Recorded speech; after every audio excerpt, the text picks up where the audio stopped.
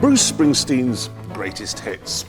You know exactly what to expect. Power chords and Clarence's wailing sax.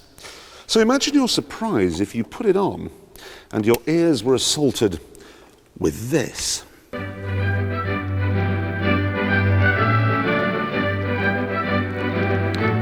A tin of beans. You'd be... Do you think we could lose this music now? That's better.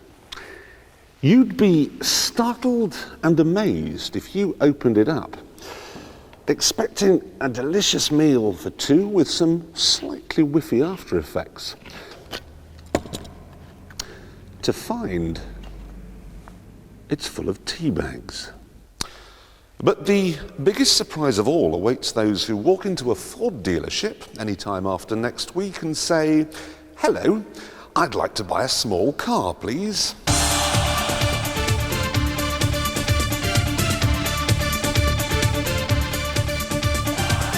This unusual-looking thing rejoices under the equally bonkers name of Ka, the ancient Egyptian word for soul.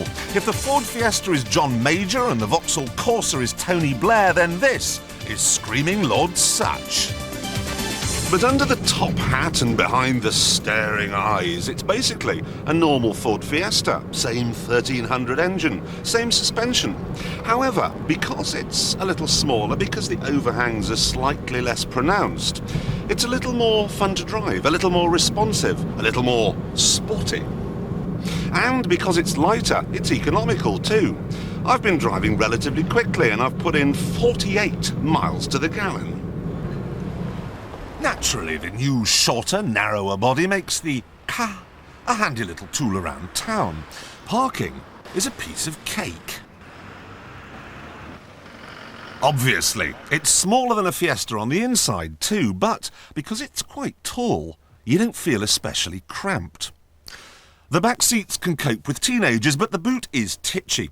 It'll handle most of your sporting requirements, providing you steer clear of jet skiing. So, it's a small car, and we all know what that means on the motorway. Think Mini, think Fiat Cinquecento. Now think 70 miles an hour, and oops, your eardrums have burst. But the Ka really is a revelation. I'm doing 70 miles an hour right now, and you can hear me even if I whispered. This is good news, but happily the Ka's strongest suit is its armour. No matter what sort of accident you choose to have, the engine is always deflected away from the passenger compartment. There are two telescopic battering rams running down the side, and the airbag is tuned to inflate as the seatbelts tense up. This is supposed to be as safe as a small car can be.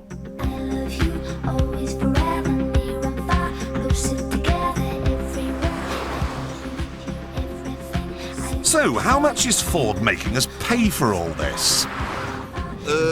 Well, actually, it costs less than a Fiesta.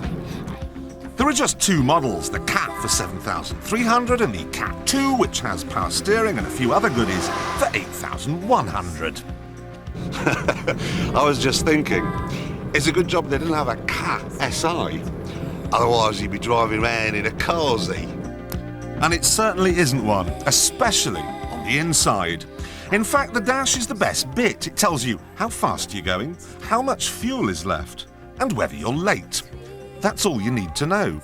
The radio won't fit in any other car, so there's no point nicking it. The air vents are tactile masterpieces, and the glove box is just plain sensible.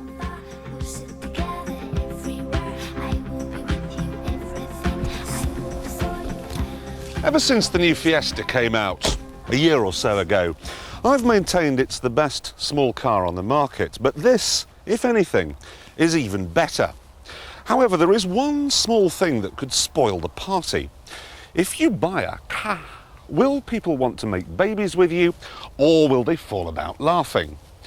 I guess the only way to find out is to ask them. But what I really want to know is, what do you think to the looks of it? I think it's very pretty. Really? It doesn't look like a car. I think it looks good. Looks good, looks sporty. I like the colour, suits it. It's not very pretty, is it? Not very pretty at all. I wouldn't buy one. I wouldn't have it. Hideous. Hideous. It's too bubble-shaped. Quite nice. It's an unusual shape. Have you seen it from the back? It's bad enough seeing it from the front. Looks fine. I like Good? it, yes. It's a lady's car, I would say. I don't think the joyriders even contemplating taking something like that either. Well, that's the car to have then. Notice a trend there? Men hated it, women loved it. So without wishing to be crude, it seems to be, a bit of a bird puller.